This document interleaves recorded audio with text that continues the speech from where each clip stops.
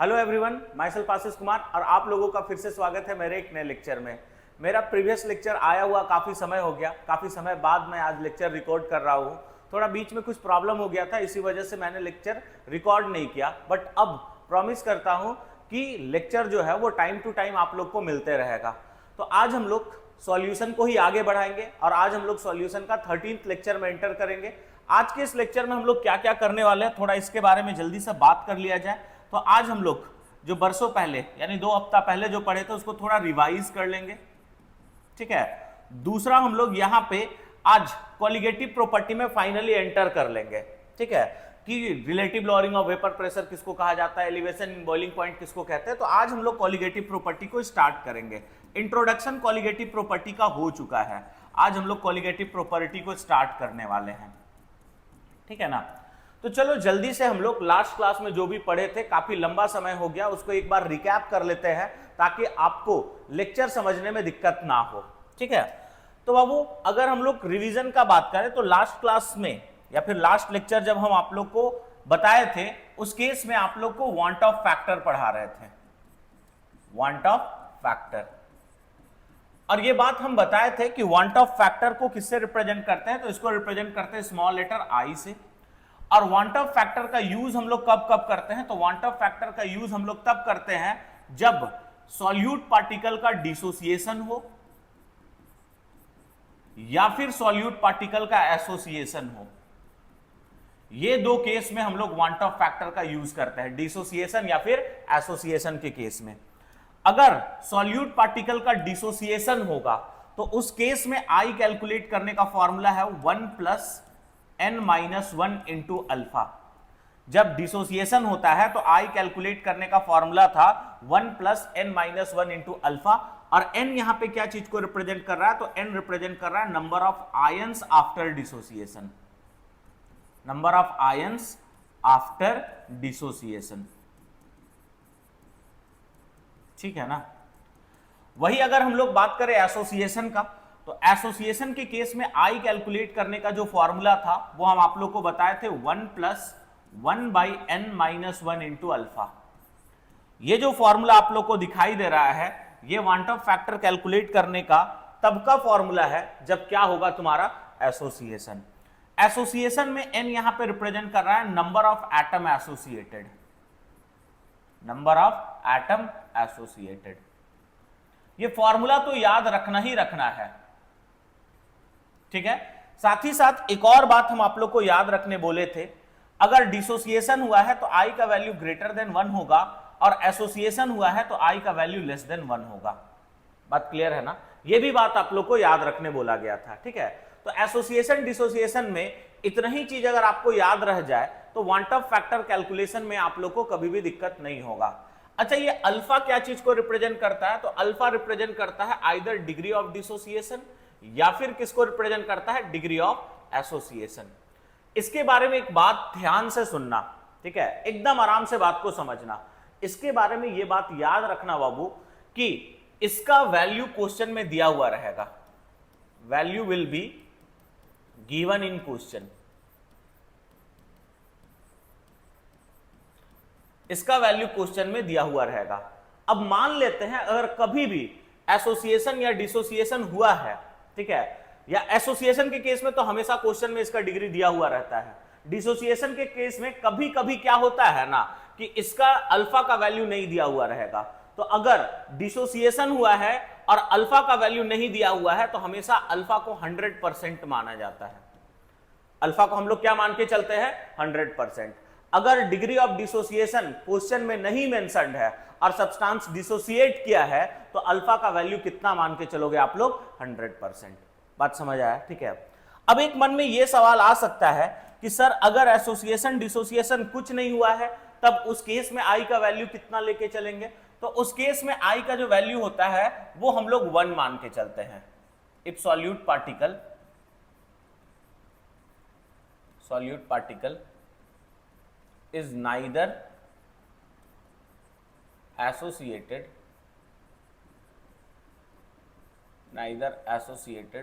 nor dissociated, solute particle is neither associated nor dissociated, उस case में जो I का वैल्यू होता है वो I का वैल्यू किसके इक्वल होगा, 1 के इक्वल होता है। तो ये बात याद रखना।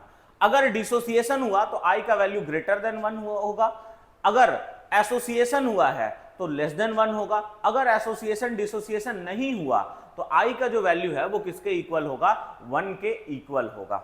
बात क्लियर है? ठीक है। अब हम लोग क्या करते हैं ना, एक छोटा सा प्रॉब्लम कर लेते हैं जिससे सारा कॉन्सेप्ट आप लोग का रिवाइज हो जाएगा, और ये नीट 2016 में पूछा गया प्यारा सा सवाल है। ठीक है बाबू, देखो जब भी आप लोग को कोई भी क्वेश्चन मिले ना, तो ये आप लोग में क्वालिटी डेवलप होना चाहिए कि पहले क्वेश्चन को पेशेंसली पढ़ना है। ठीक है, ये क्वालिटी अगर डेवलप कर लोगे ना तो फिर किसी भी प्रॉब्लम में आप लोग को दिक्कत नहीं होगा। तो पहले हम लोग क्वेश्चन को पढ़ते हैं और क्या कैलकुलेट करना और क्या दिया हुआ है वो हम लोग पहले लिख लेते हैं। ठीक है, तो साफ साफ बोला है कैलकुलेट वांट ऑफ फैक्टर, यानी हम लोगों को यहां पे बोला है कि जो भी सॉल्यूशन है उसका वांट ऑफ फैक्टर यानी I कैलकुलेट करने के लिए। ठीक है, for a dilute aqueous solution of strong electrolyte barium hydroxide. ठीक है, यहां पे एक इलेक्ट्रोलाइट दिया हुआ है और हम बताए थे डिसोसिएट कौन करता है, इलेक्ट्रोलाइट करता है, और स्ट्रॉन्ग इलेक्ट्रोलाइट है तो वो कंप्लीटली डिसोसिएट करेगा। और इलेक्ट्रोलाइट कौन सा है, बैरियम हाइड्रोक्साइड। बैरियम हाइड्रोक्साइड किसको बोलते हैं, BaOH होल ट्वाइस, इसी को बैरियम हाइड्रोक्साइड बोला जाता है। अब देखो हम क्या बोले थे कि अगर एसोसिएशन डिसोसिएशन होगा तो उसका डिग्री भी दिया हुआ होना चाहिए, बट क्वेश्चन में कहीं पे भी डिग्री दिया हुआ है क्या, नहीं दिया है।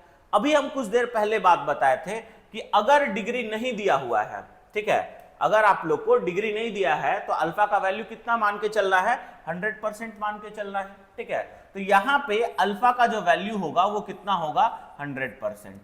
और ये भी आप लोग को पता होना चाहिए कि अगर अल्फा का वैल्यू 100% है ना तो want of factor directly n के इक्वल हो जाता है। ये भी एक छोटा सा फॉर्मूला याद रखना।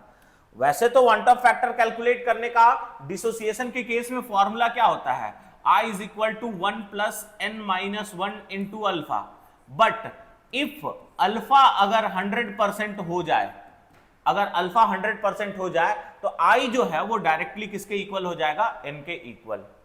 अब देखो यहां पे n का वैल्यू कैसे निकालेंगे, तो तुमको यहां पे बैरियम हाइड्रोक्साइड का डिसोसिएशन लिखना होगा और ये सब आप लोग को याद रखना होगा। बैरियम हाइड्रोक्साइड डिसोसिएट कैसे करेगा, तो ये डिसोसिएट करता है Ba2 प्लस 2OH-। अब हमको बताओ ये डिसोसिएट करके कितना आयन प्रोड्यूस किया है, Ba2 प्लस का 1 प्रोड्यूस किया और OH- आयन का 2 प्रोड्यूस किया। अब ये दोनों को ऐड कर लो तो कितना हो जाएगा बता तो, ठीक है, 2 + 1 कितना हो जाएगा, 3। तो n का वैल्यू कितना आ गया यहाँ पे, 3। अब चूंकि यहाँ पे अल्फा कुछ नहीं दिया है तो हम लोग को 100% मान के चलना है, और अगर अल्फा 100% है तो I का वैल्यू किसके इक्वल हो जाएगा, n के इक्वल हो जाएगा। तो I जो है वो किसके इक्वल आ गया, 3 के इक्वल। अब देखो मेरा कौन सा ऑप्शन मैच कर रहा है, ऑप्शन कौन सा मैच कर रहा है, 4। बात क्लियर है? ठीक है, तो ये सिंपल सा सवाल है। इस तरह से कभी कभी आप लोगों को वांट ऑफ फैक्टर कैलकुलेट करने के लिए दिया जाता है। बात क्लियर है? इसको जल्दी सा कॉपी कर लो। चलो आप लोगों ने कॉपी कर लिया होगा। अब हम लोग आगे बढ़ते हैं। आगे कुछ और टर्म का हम लोग बात करते हैं। जैसे दो टर्म है, एक एबनॉर्मल मोलर मास है और दूसरा नॉर्मल मोलर मास है। अब इसको भी कभी कभी आप लोग से जब बोर्ड का एग्जामिनेशन दोगे तो इसका डेफिनेशन पूछा जाता है। एबनॉर्मल मोलर मास हम लोग किसको कहते हैं और नॉर्मल मोलर मास किसको कहते हैं। जैसे मान लो कि कॉलिगेटिव प्रॉपर्टी आप लोग को दिया हुआ है और मोलर मास कैलकुलेट करना है, और जिस सॉल्यूट का मोलर मास कैलकुलेट करना है वो या तो एसोसिएट किया होगा या फिर डिसोसिएट किया होगा। उस केस में कॉलिगेटिव प्रॉपर्टी के हेल्प से आप लोग जो भी मोलर मास कैलकुलेट करोगे उसको हम लोग बोलते हैं एबनॉर्मल मोलर मास। एक बार बड़ा आराम से बात को समझो हम क्या बोले। अगर हम लोग कॉलिगेटिव प्रॉपर्टी के हेल्प से मोलर मास कैलकुलेट कर रहे हैं और सॉल्यूट पार्टिकल एसोसिएट डिसोसिएट किया है तो जो मोलर मास आएगा उसको हम लोग बोलेंगे एबनॉर्मल मोलर मास। बात क्लियर है? सेकंड पॉइंट, अगर हम नॉर्मल मोलर मास का बात करें तो नॉर्मल मोलर मास हम लोग किसको कहेंगे, अगर हम लोग कॉलिगेटिव प्रॉपर्टी कैलकुलेट किए हैं, ठीक है, और उस केस में उसके हेल्प से अगर हम लोग मोलर मास कैलकुलेट करना चाहते हैं और सॉल्यूट पार्टिकल एसोसिएट डिसोसिएट नहीं किया है तो जो मोलर मास आएगा उसको हम लोग क्या नाम देंगे, तो उसको हम लोग नाम देंगे नॉर्मल मोलर मास। ठीक है, तो यहां पे दो टर्म हम बताएं, एबनॉर्मल मोलर मास और दूसरा normal molar mass. Abnormal molar mass हम लोग किसको कहते हैं? Molar mass calculated with calculated with the help of colligative property when solute particle is associated or dissociated. बात क्लियर है? ठीक है। और नॉर्मल मोलर मास हम लोग किसको कहेंगे? Molar mass of solute particle calculated with the help of colligative property when solute particle is neither associated or dissociated. अगर कॉलिगेटिव प्रॉपर्टी के हेल्प से मोलर मास कैलकुलेट किया गया है सॉल्यूट का और सॉल्यूट पार्टिकल एसोसिएट डिसोसिएट किया है तो जो मोलर मास आएगा उसको एबनॉर्मल कहेंगे, और अगर एसोसिएट डिसोसिएट नहीं किया है तो उस केस में जो मोलर मास आएगा उसको हम लोग क्या बोलेंगे? नॉर्मल। तो हम क्या बोल रहे हैं एबनॉर्मल मोलर मास का definition? The molar mass of solute particle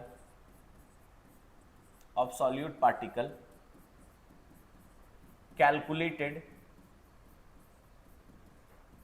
with the help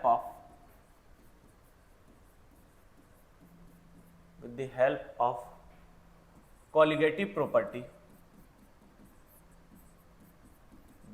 colligative property when solute particle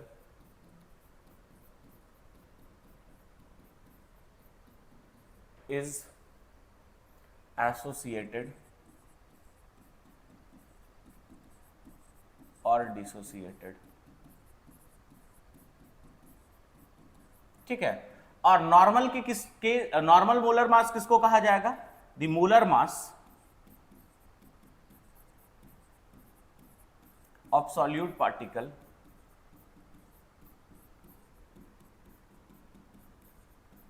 calculated with the help of colligative property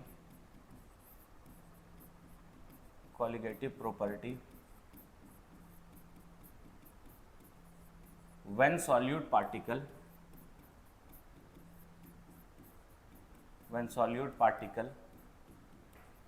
is neither associated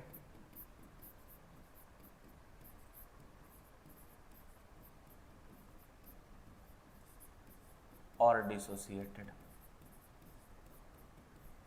बस बात क्लियर है ना? ठीक है। तो एबनॉर्मल मोलर मास को कभी कभी एक्सपेरिमेंटल मोलर मास भी बोलता है, तो ये बात याद रखना। ठीक है। अगर कॉलिगेटिव प्रॉपर्टी के हेल्प से आप लोग मोलर मास कैलकुलेट किए हो और सॉल्यूट पार्टिकल एसोसिएट डिसोसिएट किया है तो उस केस में जो मोलर मास आएगा उसको एबनॉर्मल मोलर मास बोलोगे। और अगर कॉलिगेटिव प्रॉपर्टी के हेल्प से मोलर मास कैलकुलेट किया गया है और सॉल्यूट पार्टिकल एसोसिएट डिसोसिएट नहीं किया है तो उस केस में जो मोलर मास आएगा उसको हम लोग क्या कहेंगे? Normal molar mass. अब कॉलिगेटिव प्रॉपर्टी को ना एबनॉर्मल मोलर मास और नॉर्मल मोलर मास के टर्म में भी एक्सप्रेस किया जा सकता है और वन टॉप फैक्टर को भी हम लोग एक्सप्रेस कर सकते हैं। ठीक है। अब अगर हम लोग वन टॉप फैक्टर को एबनॉर्मल मोलर मास और नॉर्मल मोलर मास के टर्म में एक्सप्रेस करना चाहे तो कैसे एक्सप्रेस कर सकते हैं? तो आई जो होगा वो किसके इक्वल हो जाता है? तो ये इक्वल हो जाता है normal molar mass divided by abnormal molar mass.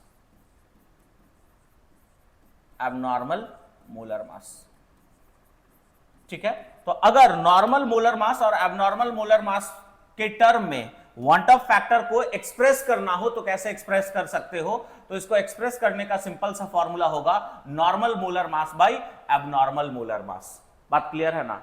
इसी तरह से हम लोग कॉलिगेटिव प्रॉपर्टी को भी बोलते हैं बाबू। जैसे मोलर मास को बोले ना एबनॉर्मल और नॉर्मल, उसी तरह से कॉलिगेटिव प्रॉपर्टी को भी बोला जाता है आइदर नॉर्मल कॉलिगेटिव प्रॉपर्टी और एबनॉर्मल कॉलिगेटिव प्रॉपर्टी। अब फिर से देखो, एबनॉर्मल में डिसोसिएट किया था, नॉर्मल में डिसोसिएट नहीं किया था। अगर तुम कॉलिगेटिव प्रॉपर्टी कैलकुलेट कर रहे हो और सॉल्यूट पार्टिकल एसोसिएट डिसोसिएट किया है तो उस कॉलिगेटिव प्रॉपर्टी को बोलोगे एबनॉर्मल। ठीक है। और एसोसिएट डिसोसिएट नहीं किया है तो उसको बोलेंगे क्या? नॉर्मल। अब अगर हम लोग एबनॉर्मल और नॉर्मल कॉलिगेटिव प्रॉपर्टी के टर्म में वन टॉप फैक्टर को एक्सप्रेस करना चाहे तो इसके लिए फॉर्मूला आता है abnormal colligative property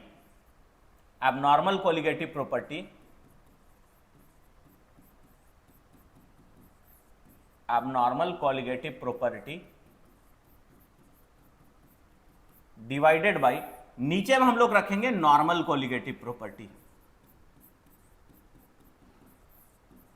abnormal colligative property divided by normal colligative property. ठीक है, तो ये दो नया फॉर्मूला है वांट ऑफ फैक्टर का। ठीक है, पहला फॉर्मूला जो है वो मोलर मास के टर्म में एक्सप्रेस किए और दूसरा कोलिगेटिव प्रॉपर्टी के टर्म में एक्सप्रेस किए हैं। देखो ये फॉर्मूला से वैसे सच ज्यादा न्यूमेरिकल पूछा नहीं जाता है, बट एमसीक्यू में आप लोग को दिखाई दे सकता है, इसलिए ये फॉर्मूला को याद रखना। बात समझ आ गया? ठीक है, अब हम लोग फाइनली एंटर करते हैं कोलिगेटिव प्रॉपर्टी में, और सबसे पहला जो कोलिगेटिव प्रॉपर्टी है वो है relative lowering of vapour pressure. अब अगर आप लोग हमको शुरू से फॉलो कर रहे होगे ना, तो relative lowering of vapour pressure को शॉर्ट फॉर्म में हम लोग क्या कहते हैं, आरएलवीपी, ये हम बता चुके थे। और आरएलवीपी कैलकुलेट करने का फॉर्मूला जब हम आप लोग को राउल्स लॉ पढ़ाए थे उस केस में ही बताया हुआ है। और आरएलवीपी कैलकुलेट करने का फॉर्मूला किसके इक्वल होता है? आरएलवीपी किसके इक्वल होता है? मोल फ्रैक्शन के इक्वल। और मोल फ्रैक्शन किसका होना चाहिए? सॉल्यूट का। तो relative lowering of vapour pressure mole fraction of solute के इक्वल होता है। अब ये भी तुम लोग को पता होना चाहिए कि मोल फ्रैक्शन ऑफ सॉल्यूट किसके इक्वल होता है। ये सारा बात बताया हुआ है। ये होता है mole of solute by mole of solvent plus mole of solute. तो relative lowering of vapour pressure mole fraction of solute के इक्वल होगा, और मोल फ्रैक्शन ऑफ सॉल्यूट जो है वो किसके इक्वल होगा? मोल of solute divided by mole of solute plus mole of solvent. अब देखो ना, आरएलवीपी एक्सबी के इक्वल है, एक्सबी इसके इक्वल है, तो हम यहां पे साफ शब्दों में ये बात नहीं बोल सकते हैं कि relative lowering of vapour pressure ही किसके इक्वल होता है? NB divided by NA plus NB. अब ये तुम्हारा relative lowering of vapour pressure calculate करने का फॉर्मूला आ गया। बट एक बात यहां पे ध्यान में ये रखना है कि ये फॉर्मूला को यूज तभी करेंगे, यूज्ड व्हेन, ठीक है, आई का वैल्यू किसके इक्वल होगा? 1 के इक्वल। अगर जो सॉल्यूशन बनाए हो उसमें जो सॉल्यूट पार्टिकल है उसका वांट ऑफ फैक्टर 1 आएगा, तभी तुम इस फॉर्मूला को यूज कर सकते हो। 1 आना क्या इंडिकेट कर रहा है? कि सॉल्यूट पार्टिकल एसोसिएट डिसोसिएट नहीं करेगा। But what if I not equal to 1? अगर आई का वैल्यू नॉट इक्वल टू 1 हो जाए तब हम लोग कौन सा फॉर्मूला यूज करेंगे? अब एक बात बताओ ना, जब वांट ऑफ फैक्टर आप लोग को पढ़ाए थे तो हम क्या बताए थे? आई नॉट इक्वल टू 1 कब हो सकता है? जब सॉल्यूट पार्टिकल एसोसिएट या डिसोसिएट करेगा। मतलब जो तुम्हारा सॉल्यूशन है उसमें किसका नंबर चेंज करता है? सॉल्यूट पार्टिकल का। और इसी नंबर चेंज को कौन बताता है? Want of factor. तो जहां जहां सॉल्यूट आप लोग को दिखाई दे रहा है वहां वहां आई से मल्टीप्लाई कर देना, तुमको करेक्ट फॉर्मूला मिल जाएगा। तो अगर आई नॉट इक्वल टू 1 है तो आरएलवीपी कैलकुलेट करने का फॉर्मूला क्या यूज करोगे? उस केस में फॉर्मूला यूज करेंगे i into NB divided by NA plus i into NB. ये फॉर्मूला हम लोग यूज करेंगे आरएलवीपी कैलकुलेट करने का। कब यूज करेंगे बाबू? जब आई नॉट इक्वल टू 1 हो। अच्छा, आई को हम एनबी में ही क्यों मल्टीप्लाई किए हैं? इट इज बिकॉज जो सॉल्यूट है वही सॉल्यूशन में एसोसिएट डिसोसिएट करता है और उसका नंबर चेंज करता है, और यही नंबर चेंज को कौन बताता है? Want of factor. तो जो एसोसिएट डिसोसिएट करेगा उसी में ना आई को मल्टीप्लाई करेंगे, इसीलिए बी का मतलब है सॉल्यूट, इसी वजह से एनबी में आई से मल्टीप्लाई किए, यहां पे भी आई से मल्टीप्लाई किए। बात क्लियर है? एनए में हम आई से मल्टीप्लाई नहीं किए क्योंकि सॉल्वेंट पार्टिकल एसोसिएट डिसोसिएट नहीं करता है। तो this was all about relative lowering of vapour pressure. इससे रिलेटेड प्रॉब्लम हम लोग ऑलरेडी जब वेपर प्रेशर पढ़ रहे थे, राउल्स लॉ पढ़ रहे थे, तो डिस्कस कर चुके हैं। अब हम लोग नेक्स्ट कोलिगेटिव प्रॉपर्टी के तरफ चलते हैं, और नेक्स्ट कोलिगेटिव प्रॉपर्टी है अपना प्यारा सा एलिवेशन इन बॉइलिंग पॉइंट। बाबू ये जो एलिवेशन इन बॉइलिंग पॉइंट है ना, इसको डेल्टा टीबी से रिप्रेजेंट करते हैं। किससे रिप्रेजेंट करते हैं? डेल्टा टीबी से। अब elevation in boiling point, elevation का मतलब क्या होता है? एलिवेशन का मतलब होता है इंक्रीज। एलिवेशन का मतलब क्या होता है? इंक्रीज। अब हम लोग ये देखेंगे कि ये बॉइलिंग पॉइंट इंक्रीज कैसे करता है। ठीक है, अगर हम लोग बात करें एलिवेशन इन बॉइलिंग पॉइंट के बारे में, तो किसी भी वोलाटाइल सॉल्वेंट में नॉन वोलाटाइल सॉल्यूट को ऐड किया जाए तो वेपर प्रेशर डिक्रीज करता है। ये बात तो आप लोग को पता है। On adding non volatile solute in volatile solvent vapor pressure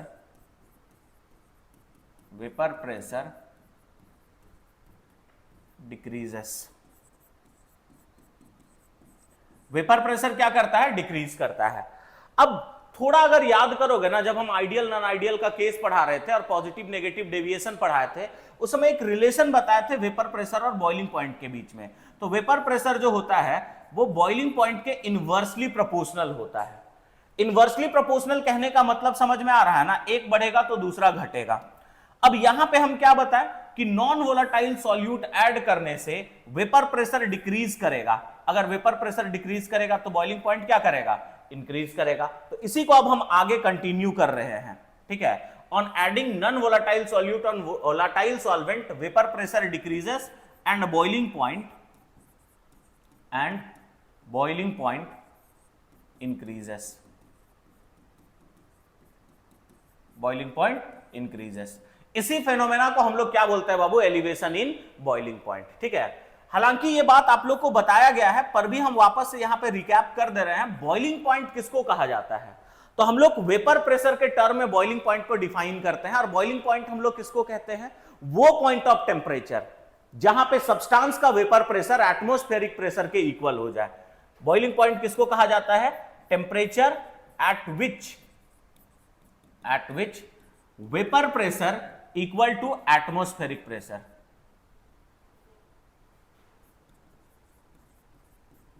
ठीक है, vapour pressure equal to atmospheric pressure. तो ये बात याद रखना, बात समझ आया ना, ठीक है।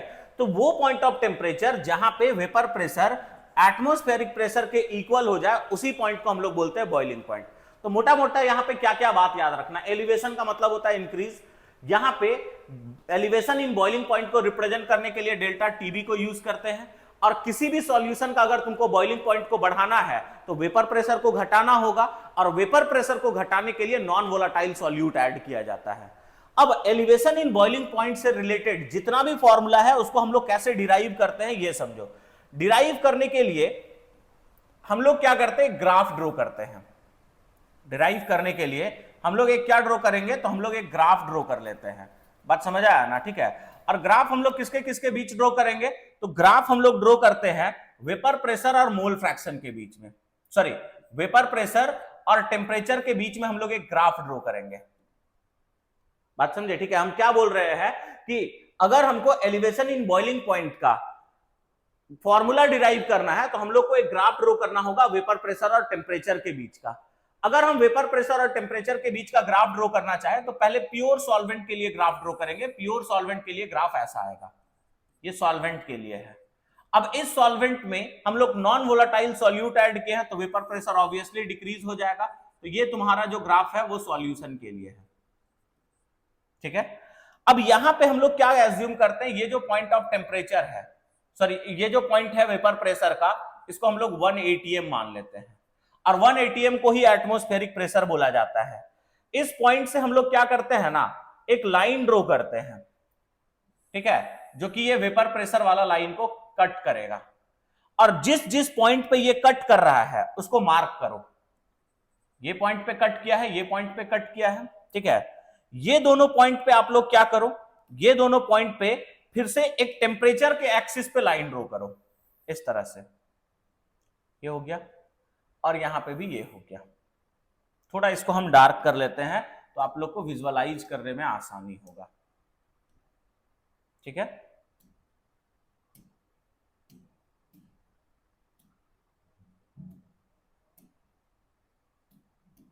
चलो, तो ये तो हम क्या बताएं, फॉर्मूला को डिराइव करने के लिए हम लोग वेपर प्रेशर और टेम्परेचर के बीच का ग्राफ ड्रॉ किए।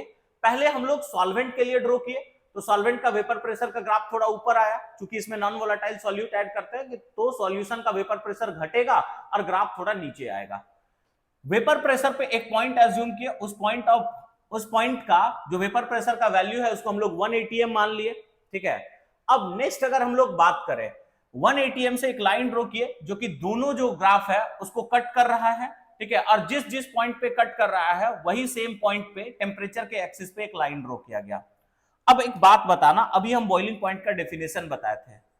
अगर हम लोग बात करें, ठीक है, इस पॉइंट ऑफ टेम्परेचर पे और इस पॉइंट ऑफ टेम्परेचर पे, ये पॉइंट ऑफ टेम्परेचर पे सॉल्वेंट का वेपर प्रेशर 1 atm है जो कि एटमॉस्फेरिक प्रेशर है, और ये पॉइंट ऑफ टेम्परेचर जो है वो सॉल्यूशन का, ये पॉइंट ऑफ टेम्परेचर पे सॉल्यूशन का वेपर प्रेशर 1 atm है, और जिस पॉइंट ऑफ टेम्परेचर पे सब्सटेंस का वेपर प्रेशर एटमॉस्फेरिक प्रेशर के इक्वल हो जाता है उसी को बॉइलिंग पॉइंट कहते हैं। मतलब इस पॉइंट पे सॉल्वेंट का वेपर प्रेशर एटमॉस्फेरिक प्रेशर के इक्वल है, मतलब ये पॉइंट ऑफ टेम्परेचर सॉल्वेंट का बॉइलिंग पॉइंट कहलाएगा और सॉल्वेंट का बॉइलिंग पॉइंट को T0B कहते हैं। उसी तरह से ये पॉइंट ऑफ टेम्परेचर पे सॉल्यूशन का वेपर प्रेशर 1 atm के इक्वल है, यानी वेपर प्रेशर के इक्वल है। तो जिस पॉइंट ऑफ टेम्परेचर पे सब्सटेंस का वेपर प्रेशर एटमॉस्फेरिक प्रेशर के इक्वल हो जाए उसको हम लोग बॉइलिंग पॉइंट कहते हैं। तो ये पॉइंट ऑफ टेम्परेचर जो है वो सॉल्यूशन का बॉइलिंग पॉइंट कहलाएगा और सॉल्यूशन का बॉइलिंग पॉइंट को टीबी से रिप्रेजेंट करते हैं। अब देखो, पहले सॉल्वेंट का बॉइलिंग पॉइंट T0B था, नॉन वोलेटाइल सॉल्यूट ऐड किए, वेपर प्रेशर घटा और बॉइलिंग पॉइंट बढ़ के टीबी हो गया। तो यहां से यहां जो भी इंक्रीज हुआ है इसी को हम लोग डेल्टा टीबी से रिप्रेजेंट करते हैं और डेल्टा टीबी को ही एलिवेशन इन बॉइलिंग पॉइंट बोला जाता है। अब हम लोग सबके लिए फॉर्मूला निकालते हैं। तो सबसे पहले फॉर्मूला हम लोग डेल्टा टीबी के लिए देखेंगे। तो डेल्टा टीबी कैलकुलेट करने का पहला फॉर्मूला क्या होगा, तो यहां से देखो डेल्टा टीबी कैसे निकालोगे, चेंज कैसे निकालोगे, तो बड़ा वैल्यू जो कि टीबी है माइनस T0B। तो ये तुम्हारा पहला फॉर्मूला हो गया डेल्टा टीबी कैलकुलेट करने का।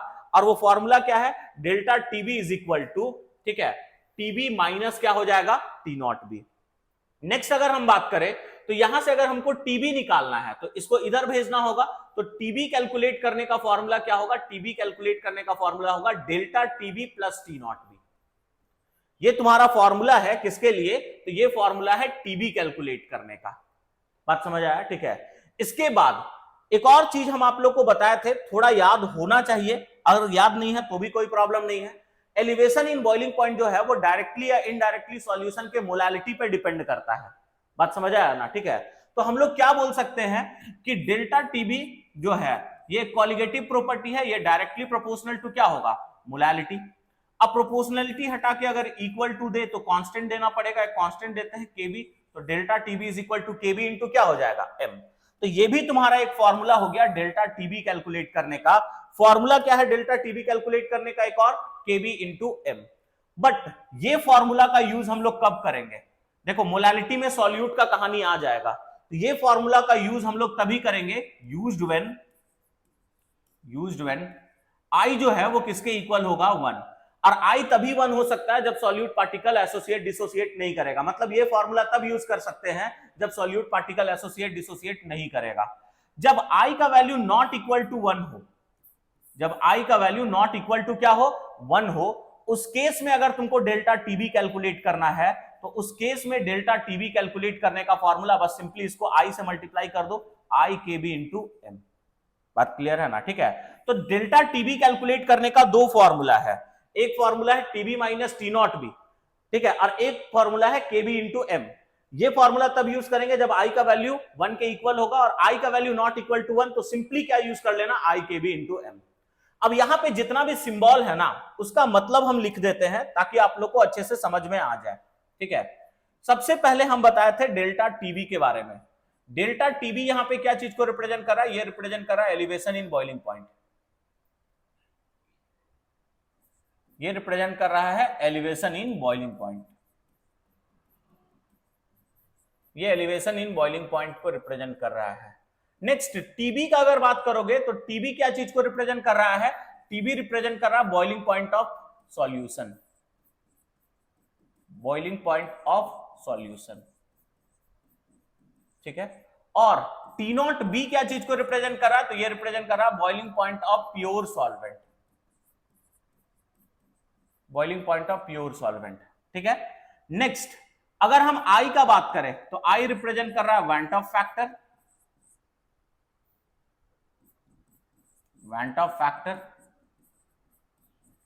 और एम का बात करो तो एम रिप्रेजेंट कर रहा है मोलालिटी।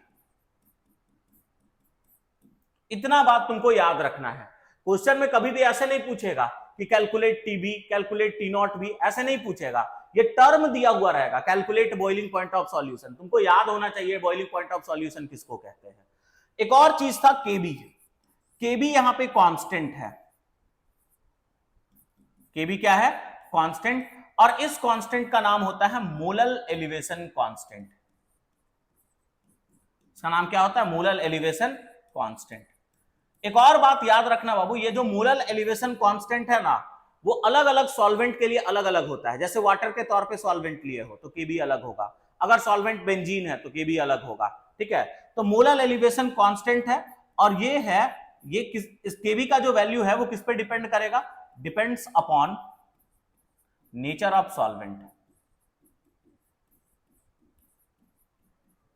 ये किस पे डिपेंड करता है, तो नेचर ऑफ सॉल्वेंट पे डिपेंड करता है, ये बात को एकदम ध्यान रखना है। अच्छा, Kb को हम लोग एक और नाम से बुलाते हैं, इसको इब्लियोस्कोपिक कांस्टेंट भी बोलते हैं। कभी कभी तुमसे Kb का डेफिनेशन भी पूछा जा सकता है। Kb का जो डेफिनेशन है वो क्या होगा उसके बारे में हम लोग बात कर लेते हैं, ठीक है। तो मोलर एलिवेशन कांस्टेंट या फिर इसी का दूसरा नाम क्या है, इब्लियोस्कोपिक कांस्टेंट। तो अभी हम लोग डिफाइन करने वाले हैं किसको, Kb को, यानी मोलर एलिवेशन कांस्टेंट को। अब Kb को कैसे डिफाइन करते हैं ये देख, डेल्टा Tb कैलकुलेट करने का फॉर्मूला है Kb इंटू क्या, m।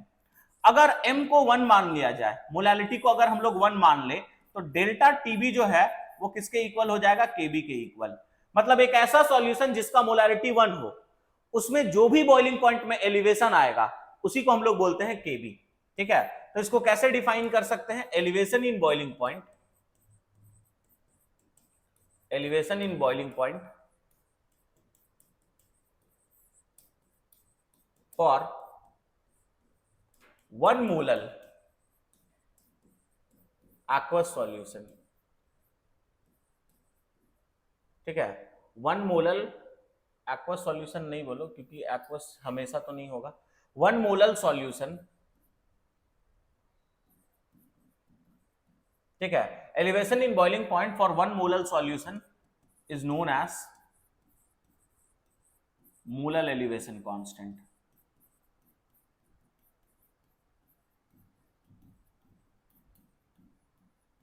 इसी को हम लोग क्या कहते हैं, तो इसी को मोलर एलिवेशन कांस्टेंट बोला जाता है, यानी Kb बोला जाता है, ठीक है। कम से कम ऐसे तो Kb का वैल्यू दिया हुआ रहता है, बट एक सब्सटेंस का Kb का वैल्यू तुमको याद होना चाहिए, जो कि है Kb ऑफ वाटर। वाटर का जो Kb का वैल्यू होता है बाबू, वो होता है 0.52 केल्विन kg पर मोल। वाटर का जो Kb का वैल्यू होता है वो कितना होता है, 0.52 केल्विन kg पर मोल। बात समझ आया ना, ठीक है। तो ये वाटर का Kb का वैल्यू है। आगे अगर हम लोग नेक्स्ट बात करें, और क्या क्या हम लोग यहाँ पे देख सकते हैं, वो सारा पॉइंट को अभी समराइज कर लेते हैं। तो Kb का जो वैल्यू है वो 0.52 केल्विन kg पर मोल है, ठीक है। नेक्स्ट, अगर यूनिट का बात करोगे ना, तो एक यूनिट तो हम यहाँ पे केल्विन kg पर मोल लिख ही दिए हैं, इसका एक और यूनिट होगा जो कि है डिग्री सेल्सियस kg पर मोल। बात समझ आया ना, ठीक है। तो ये 2 यूनिट होता है, आइदर केल्विन kg पर मोल और डिग्री सेल्सियस kg पर मोल। तो this was all about molar elevation constant या फिर Kb। ये आप लोगों को स्कूल एग्जाम में डेफिनेशन पूछ सकता है, ये इसका वैल्यू क्वेश्चन में दिया हुआ रहता है, यूनिट भी याद रख लेना। एक और बात क्या याद रखना, Kb का वैल्यू हमेशा 0.52 नहीं होगा, जब सॉल्वेंट वाटर होगा तब Kb का वैल्यू 0.52 होगा। अब सॉल्वेंट चेंज करोगे तो Kb भी क्या करेगा, चेंज करेगा। बात क्लियर है, ठीक है। That's all for today's lecture. अगर आप लोग को लेक्चर पसंद आया होगा तो जाते जाते लाइक कर लीजिएगा। बात समझ आया, ठीक है। इसी के आगे हम लोग नेक्स्ट क्लास में पढ़ेंगे। नेक्स्ट क्लास में हम लोग इसका न्यूमेरिकल प्रैक्टिस कर लेंगे। तब तक के लिए पढ़ते रहिए, मिलते हैं नेक्स्ट लेक्चर में। Thank you.